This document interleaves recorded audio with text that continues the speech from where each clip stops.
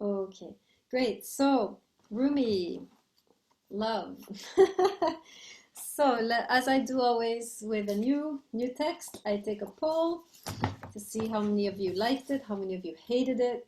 So 10 is you loved it, 1 is you loathed it. So any 10s for Rumi? Put your hand in the screen. Okay, 9. Okay, Brown. 8. So Williams. Malone. Okay, love 8. Okay, 7. 6. 5. Now we're coming to the haters. 4. 3. 2. 1.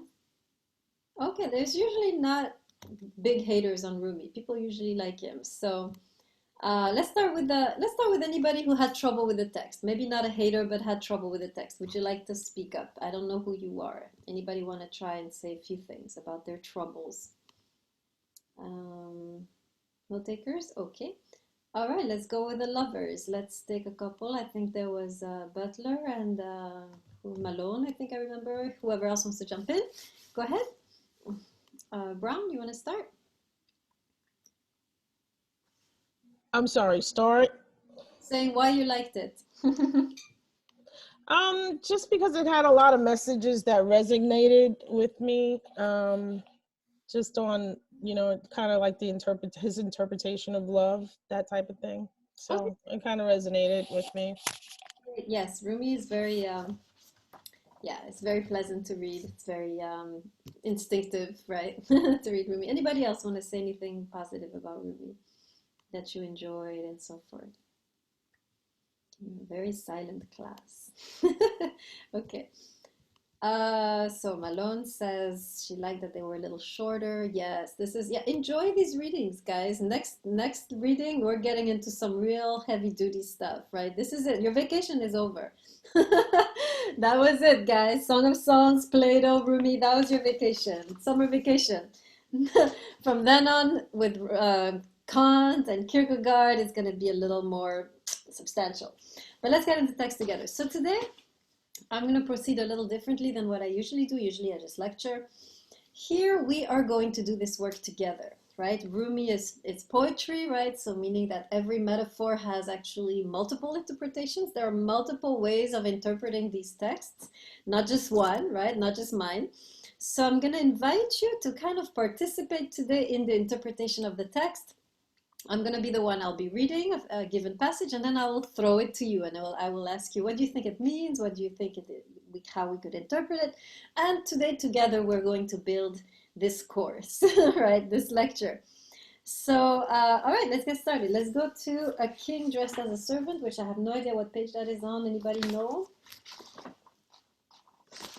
What page is that? Somebody? King Dressed. 36, I think. Thank you. Okay, yes, A King Dressed as a Servant. Okay, very good. All right.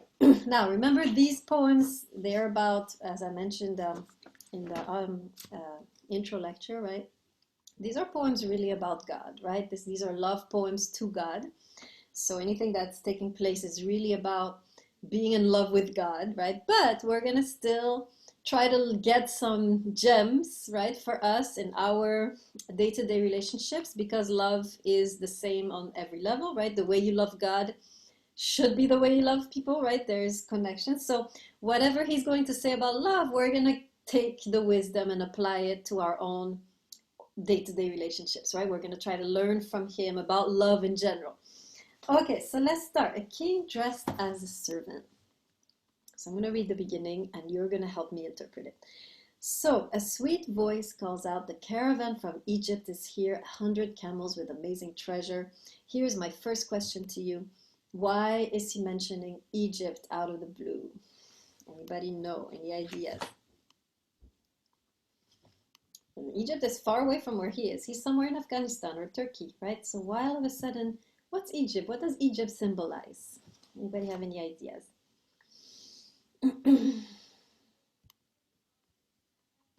And I know you're the silent class, but if we're going to get through these poems. By the way, if you don't feel like talking out loud, you can put it in the chat, right? That helps me too. Okay, very good. Why do you say wisdom, Critchell? Why is Egypt connected to wisdom? You're right, but why?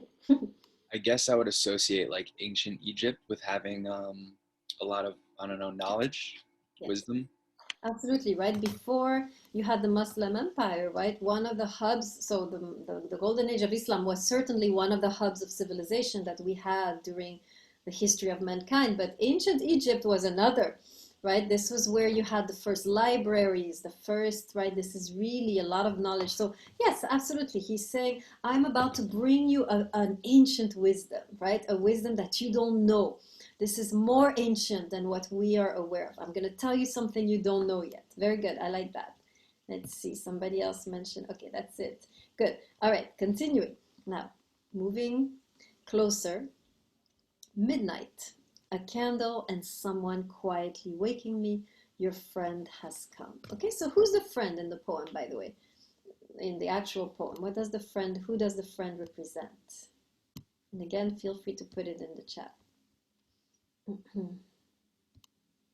Let's see.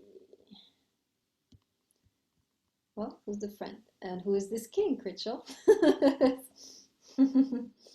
God, very good, Williams. Yes, very good. Right, with everything that we're talking about here, the king, the servant, the friend, this is God, right? So, of course, the friend is also the beloved, right? So, here we're learning something very interesting about love, right? Why does love choose midnight to come to us? What does it mean that love comes to us at midnight? What could be the meaning of this? What do you think? What's midnight? What's so special about midnight? Why is it the time, that privileged time that love chooses to visit us? That is my question.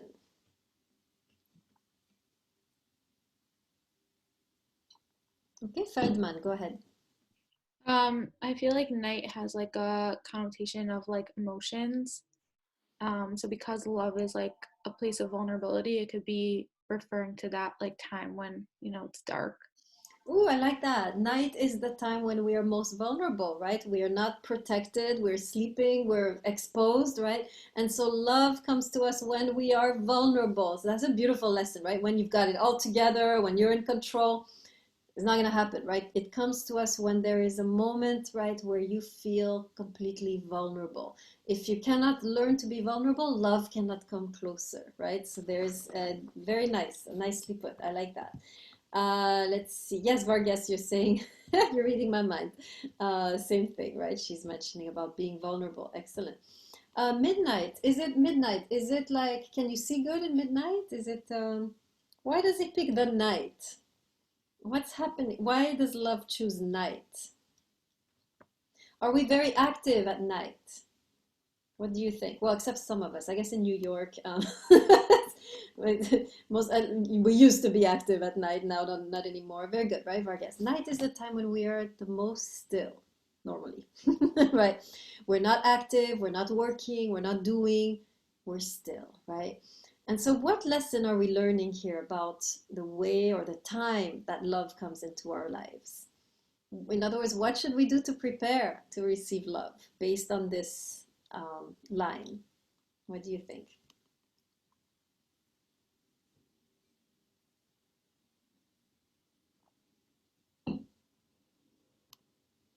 You're gonna make me do this by myself?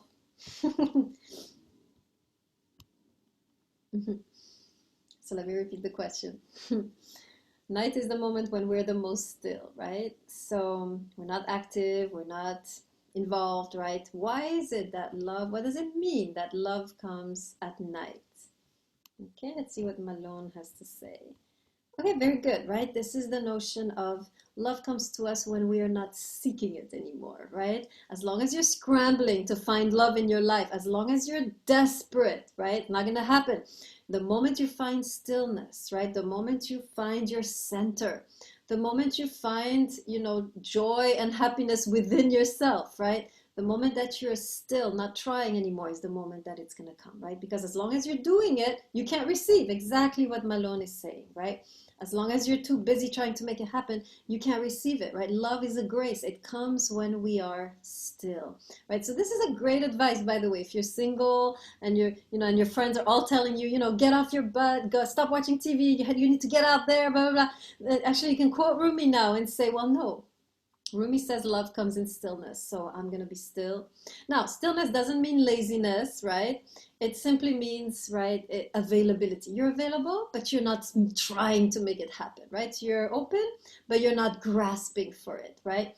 That's the idea here, that love comes to us when we are actually most still and not desperate anymore, but we have found a certain inner stillness, right?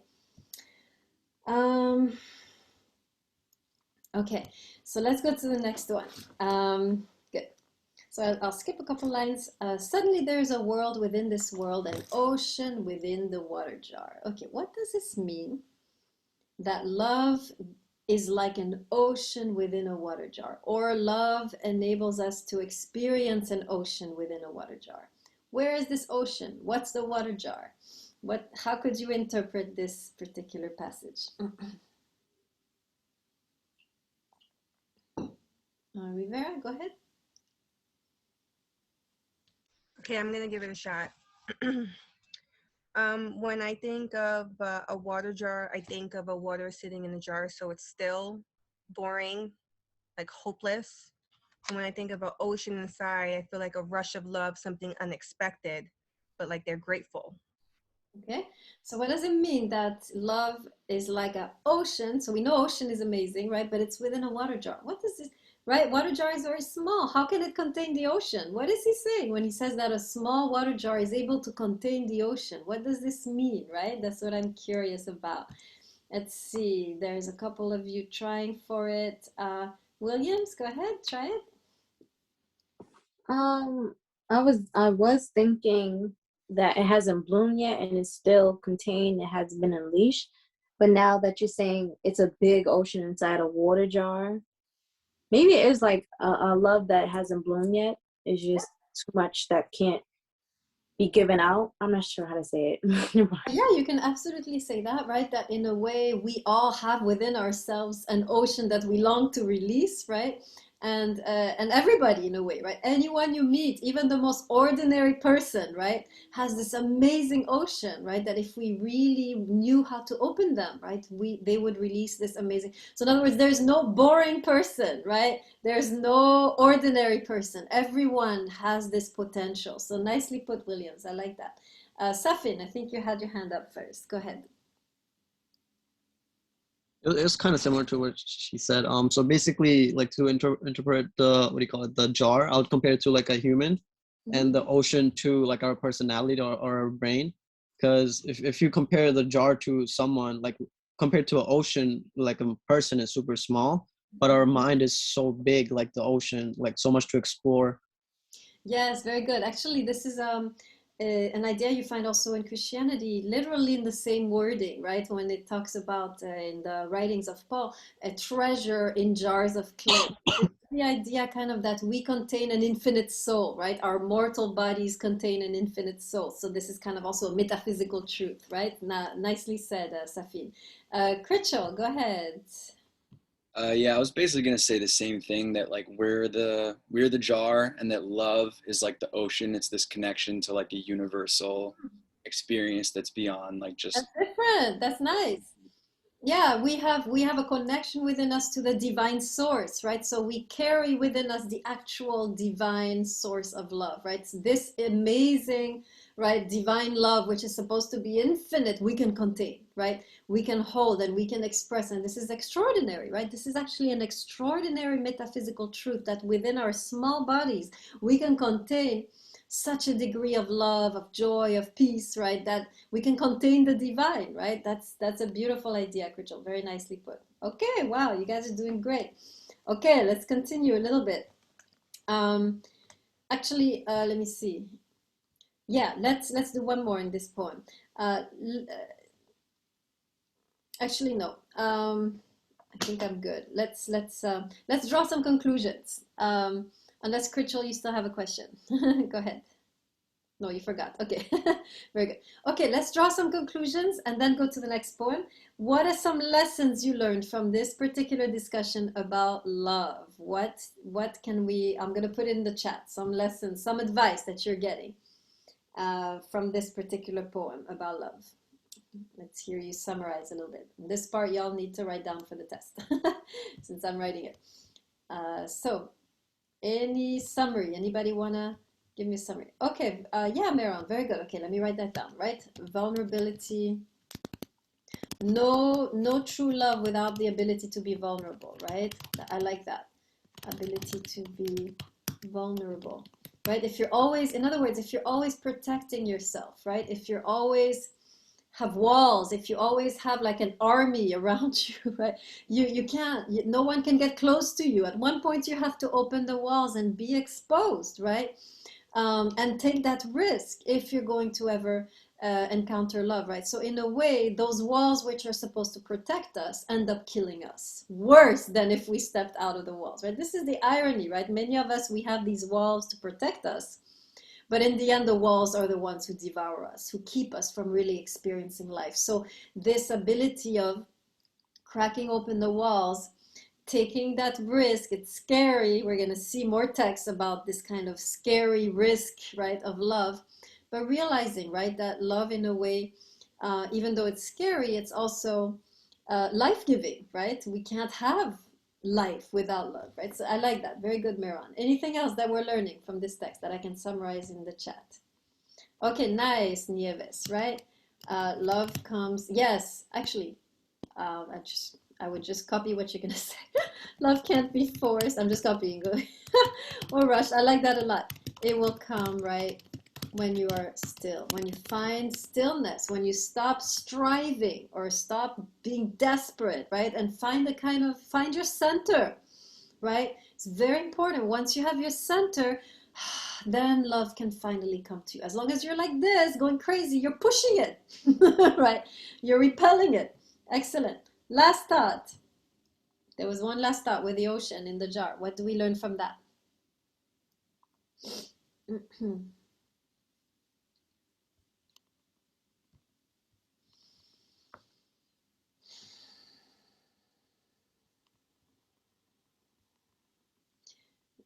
What does it tell you that everyone has an ocean within them? What does it tell you about your beloved or about potential date? What does it say when you know they all have a... Okay, nice, Critchell. I like that. I just like, I don't even need to rephrase some of what you say. Love connects us to the, right, deeper source of wisdom or love, right? In other words, we carry this incredible potential for love, right? Or infinite. This is important, by the way. We'll talk about this with Kierkegaard, right? For love. There is, in other words, we have to be aware of the power that resides within us, right? We all often think that we run out of love, but we actually have this ocean from which we can draw in order to love and love again and still love, right? And so there is this incredible dimension residing within us, right? Brown, you have a question. Go ahead. Brown? Brown, are you here? Sorry, Professor, something's wrong with my cursor today. No, I was just going to say the same thing. It just that just means that we're connected. The ocean that's inside of us, you know what I mean, and others. That means we're all connected in some way, some universal way.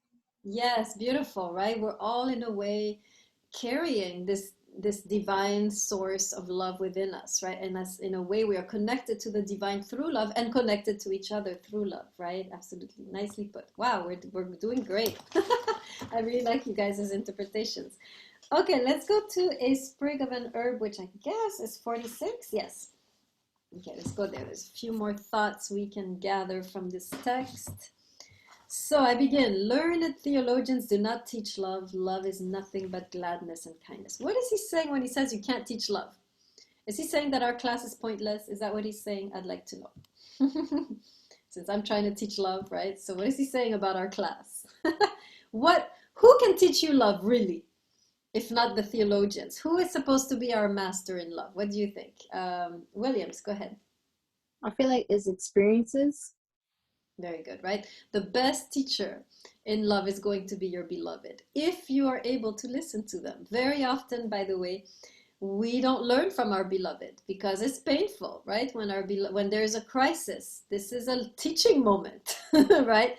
Anytime you're fighting with your beloved, teaching moment, but we miss it because we're proud. We don't want to appear stupid, right? Or we don't want to be wrong. So the best teacher, if we knew this, the beloved is our guru, right? The beloved is our teacher. And to be able to sit and learn from them how to love them is really the best way. No books, no teacher like me, no learned theologian will teach you what your beloved will teach you if you let them, right? If we're open to what the beloved desires, what the beloved needs, what the beloved longs for from us, we will really become expert lovers, right? Brown, do you want to add? Sorry, Professor. I don't know what's wrong with my cursor today on the mute button. Actually, no, I think you pretty much summed it up, Professor. All right, good. Okay. Great. Okay, let's look at this other kind of seems like a kind of a trivial thing. Love is nothing but gladness and kindness. Like, what the hell does he mean, right? I'm not always happy, and I'm not always, right? My beloved's not always kind, and I'm not always kind. So what is he saying? That love is nothing but gladness and kindness. It's as simple as that. Basically, he's saying love is as simple as gladness and kindness. What is he trying to say? That we got to be fake, go around with happy smiles when we're miserable? What is he saying? Let's start with the first one. What does it mean to say that love is nothing but gladness? What does that mean? I mean, this is not true. Many times we're miserable, right? What is he saying when he's saying love is gladness? What is he trying to teach us? Nieves. Okay, love is kind of like the desire for happiness, maybe, right? Even if we don't have it yet, we are seeking the happiness of the other, of ourselves, right? Good. Vargas, you're close. Happy to have each other. Explain to me, Vargas, a little bit. Are you always happy to be with each other? Well, is he saying you should lie? What is he saying, Vargas?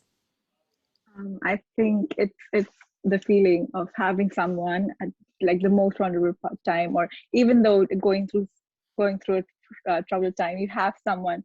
Like I am single, so I don't know, but like when I listen to people who are like having a like argument with their person, like at least you have someone, like at least like I am here alone with myself, but then at least you have someone to do it. So like it's happiness to have someone by your side, whatever it is. Okay, very good, right? What we're talking about here is actually gratitude, right? You got it.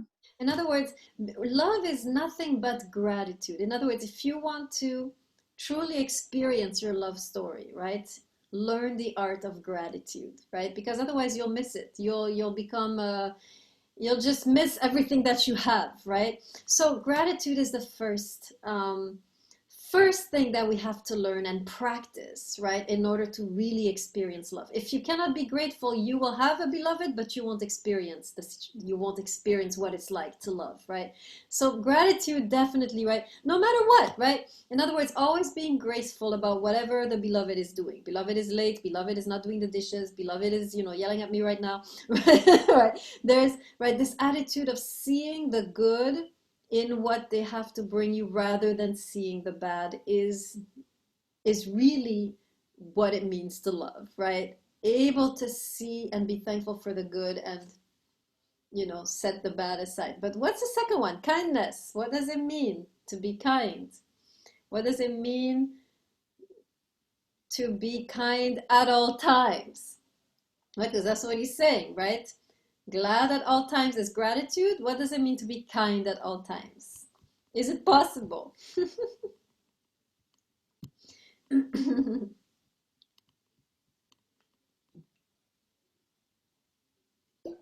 Brown, go ahead. No, I mean, it is possible to be kind all the time, even though it's a challenge. There are, even in the challenge, you can be kind, right? So, maybe he's just saying, just be more understanding of your partner's flaws, his faults, her faults, whatever. That's what I'm interpreting. Right, absolutely, right? This is, even when we're fighting, we can do it, right, with grace. We can do it with dignity. We don't have to become, right, a complete raging, right? So the idea that even when you're going through struggles, you are able to maintain your attitude of kindness for you, right? Because I am a kind person, I'm not going to now start becoming, even though they are becoming mean, I respond in kindness. Why? Because that's who I am. I'm not influenced by whatever is happening around me, right? So the attitude of staying true to oneself, right? No matter what is coming your way, it's a question of personal integrity. I choose to be kind no matter what, right? So if, by the way, this seems very trivial, but there's nothing harder than being grateful and kind in tough times, right? You're going through tough times, it's very hard to continue to see the good in the person, to continue to practice, uh, kind of loving behavior, even though all this stuff is coming at you. But what he's saying is that love is not so much about the other as about being my highest self, right? No matter what, I choose to be my highest self. And my highest self is grateful and kind, right? No matter what is coming my way. So he's talking more about being the highest that you can be in the situation, no matter what it is. Bram, go ahead. I didn't have a question. I don't know why my hand is still up. Okay, got it. Okay, continuing. I love this one. This one was a tough one for me in the beginning. Do not try to be a shepherd, become the flock. This is very hard. If you're like any type of alpha, right? It's like, what? I want to lead. I want to control. What is he saying here? That we have to become a shepherd? No, I'm sorry. We shouldn't be the shepherd. We should be the flock when it comes to love. What is he saying? This is crazy. Sounds crazy to me. It's like,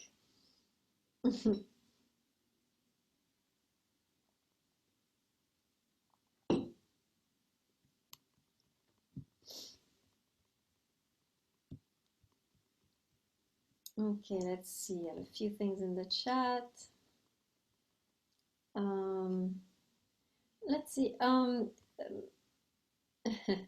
All of you, let's have each one of you talk a little bit. Vargas and then Malone. Go ahead. I don't know if I'm correct on this, but I think when I hear that, I feel that you should be more submissive. Like instead of talking over each other, give each other a chance to speak and like go hand in hand without having the upper hand. That's what I think. Very nice, right? Kind of contracting yourself to make room for the other.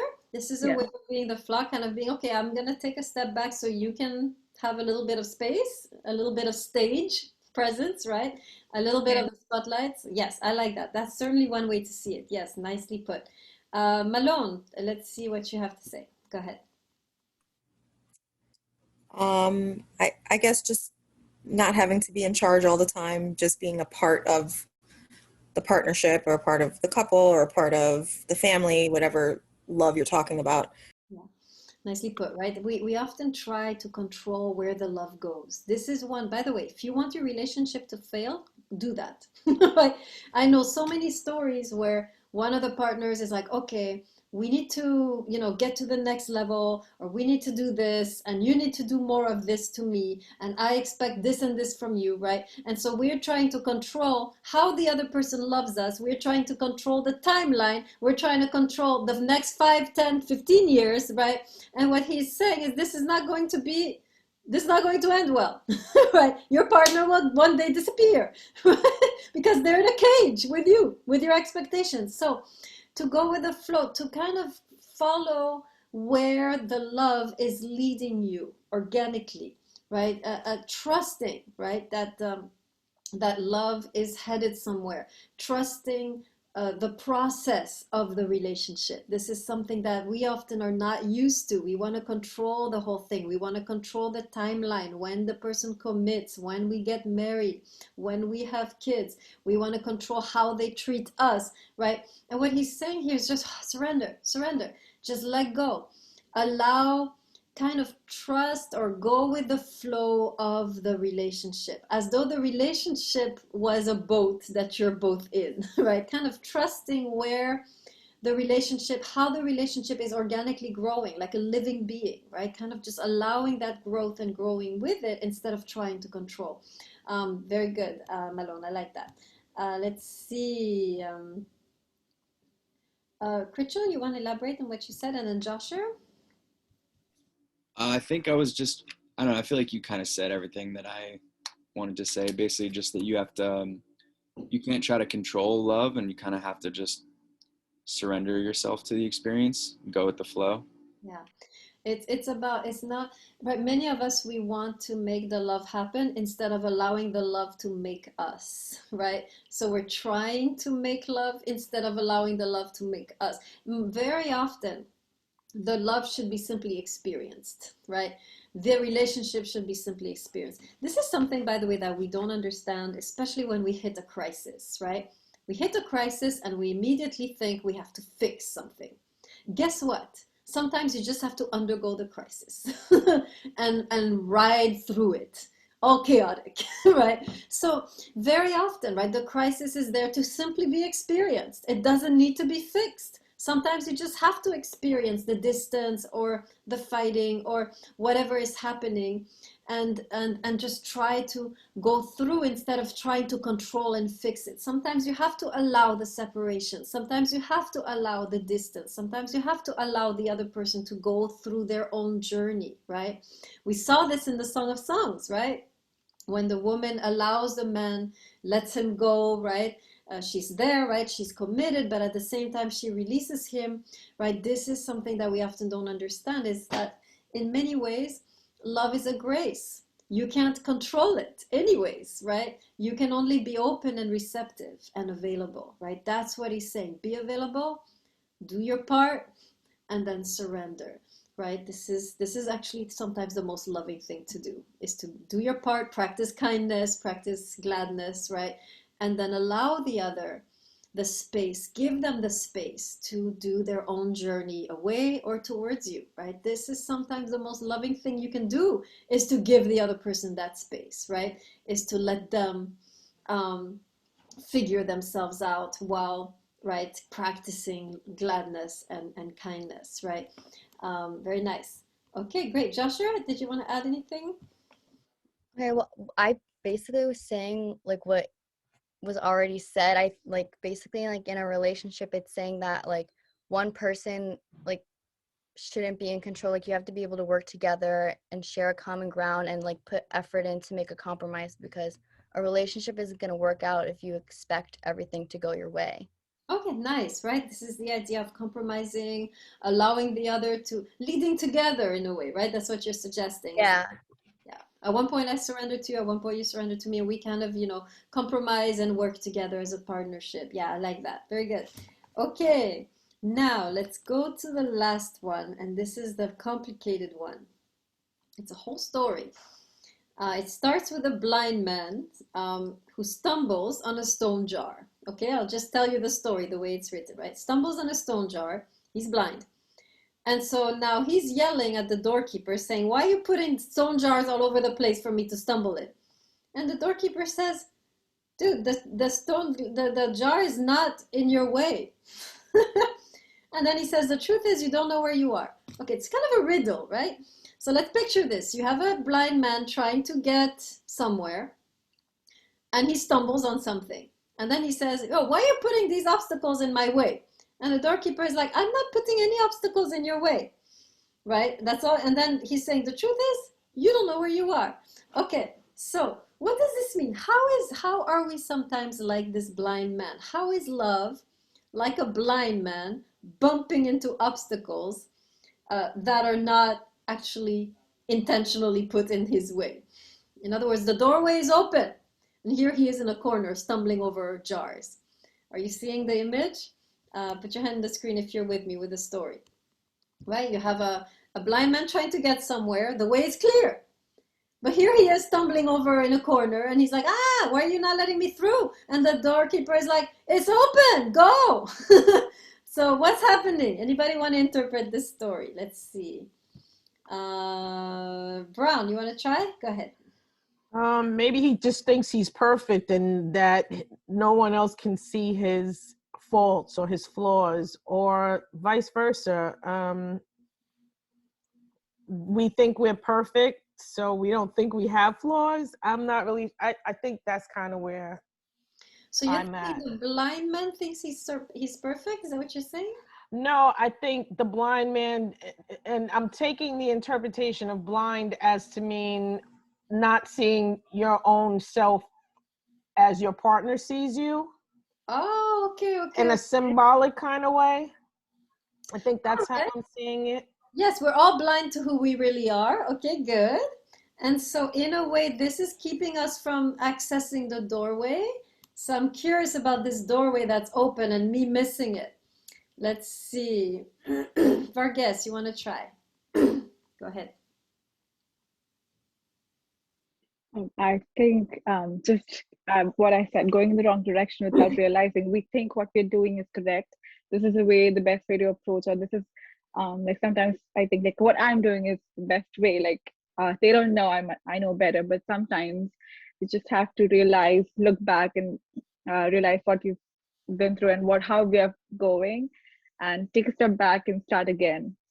Okay, good, good. So, in other words, we are blind and yet we're trying to move forward. We think we have a plan and we're blaming everyone when it's not working. Notice the way he's blaming the doorman, right?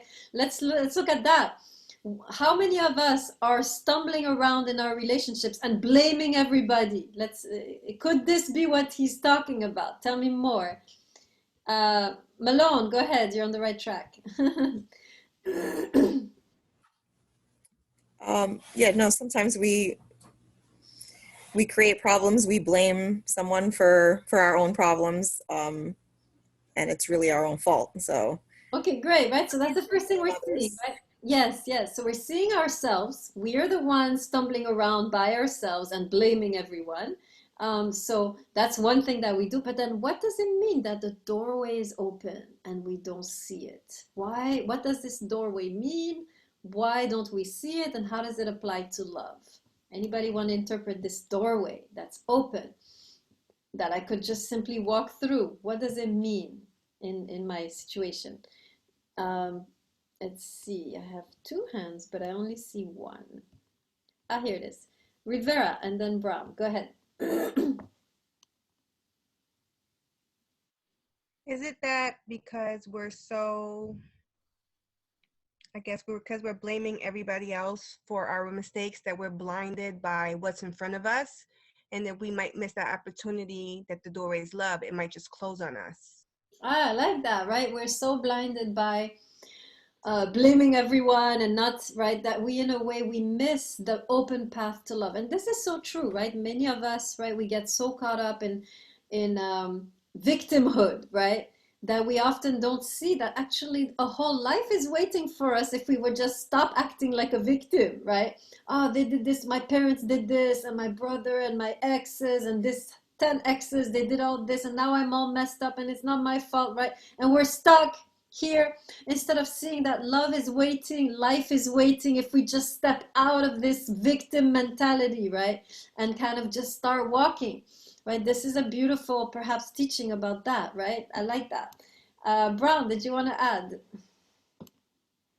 No, I just wanted to say that the answer is right in front of us, but we just don't see it. That's what I Yes, was going to say. that's good. I like that. So, what do you mean? Give me an example of being in a difficult situation in a relationship and the answer was right in front of you. Give me an example. Um, I'm not sure yet. Think about that. Great, great. If anyone finds that, I want to know. I'm curious about that. Let's see. I thought I saw a hand. Where did I see a hand? It was a hand. Williams, was that you? No. Hand has disappeared. I have two screens. Difficult. Yeah, it was me accidentally. Accidentally. Okay, great, great, great. Anybody want to talk about how the answer is right in front of us, but we miss it? Give me an example in your love lives where the answer was right in front of you and you missed it because you were stumbling around over here.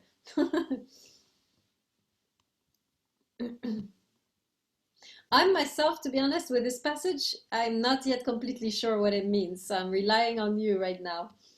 I have a few ideas, but not completely. It's intriguing that it's all open. I could just walk through it and find the best love of my life, but here I am stumbling around in the water jars, right? What does it mean? Rivera, go ahead. Okay, so is the answer in front of us that and we just don't see it because we're too busy playing victim? So instead of blaming others, focus on ourselves and what's wrong with us so we can understand love. Oh, I like that. Finally. Okay, that makes sense. Thank you, Rivera. Right, absolutely. The answer is within, maybe. And it's right there. It's simple. Just, do the work on yourself and love will just naturally come to you instead of fighting everybody, right? And always being angry at everybody, right? So yeah, I like that. I think that would be a good idea. Williams. Oh, no, sorry. Yeah, Williams. I think that was you. Go ahead, Williams. You've come back. Yeah. So I think that we look more on details instead of the bigger picture. So maybe we're looking for certain things and we just realize that the answer was right in front of us, or it was something that we haven't noticed, Give I me an guess. example. Give me an example. Like for a love story, um there's always a cliched love story when the best friend is most of the time the lover, rather than the person they keep looking at to have the details they want. Like everything they're looking for is in their best friend that they just never seen in friend zone them, rather than looking Oh, for perfect. yes, here you are stumbling around with all the players, right? And then instead you have this amazing person who's always been right there and the way is open, right? That's it. I like that. I like that. Yes, I mean, to be honest, we do that, right? The path is so simple. And basically what the text is saying is that all of us, there is love waiting for us. But here we are complicating things. This is the beauty of this passage, at least the way I understand it. It's basically saying the road to love is open. Why are you over here, making things hard for yourself, right? Complicating things, fighting invisible enemies, right? This is what we do. We're fighting invisible enemies when actually love is waiting to be experienced once we shift, right? So I'm still a little bit unclear, but we're starting to get there.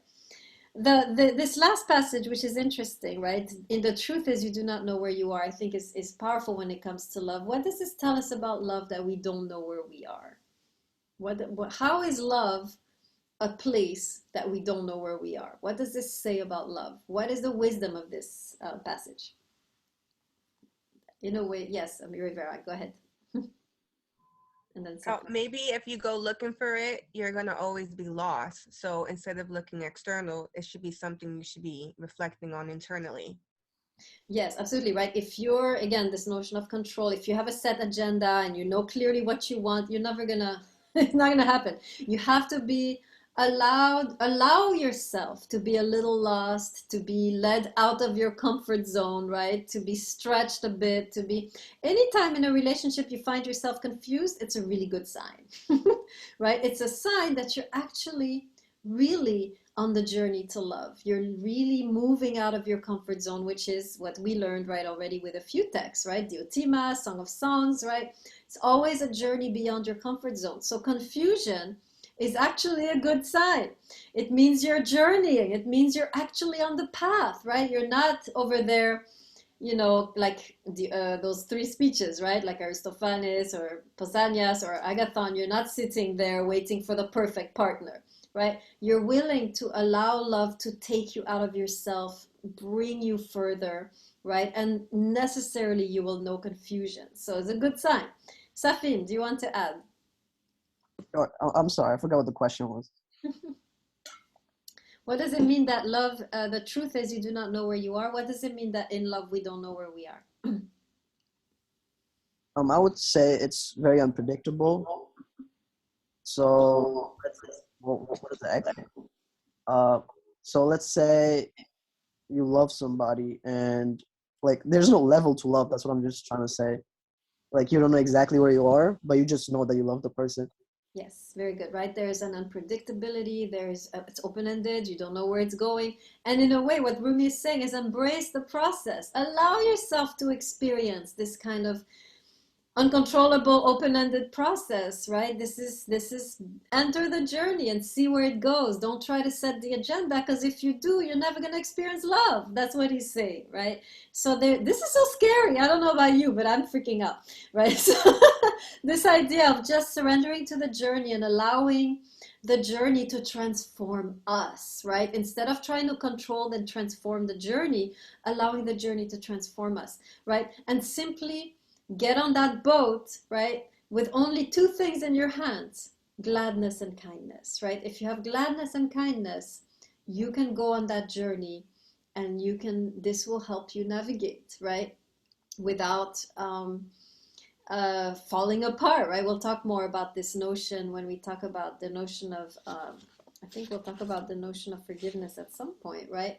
But this idea, right, the only things you know is gratefulness, kindness, right? The rest you kind of allow. You have to learn to surrender and let go, and this is the difficulty, right? This is why love is so transformative, because for the first time we have to step out of our comfort zone and enter something greater than ourselves, and that's when the transformation takes place. As long as you're home over here all protected, in control, no true experience, no true life, no true transformation, right? It's when you step out and enter this journey that really, yes, it's risky and crazy, but this is the price, right? To really tasting life and really experiencing the deep transformation that love does, that love allows within us, right? And we'll talk more about this in the next text by Rumi, this voyage, right? This journey into love. But for now, yes, it's scary, right? A lot of you already seeing this. It's scary to the small part of ourselves, right? But for the large part of ourselves, it's amazing, right? So we'll talk more about that next time. Okay, we have run out of time. Thank you. Very nice interpretations. I'm going to stop the recording.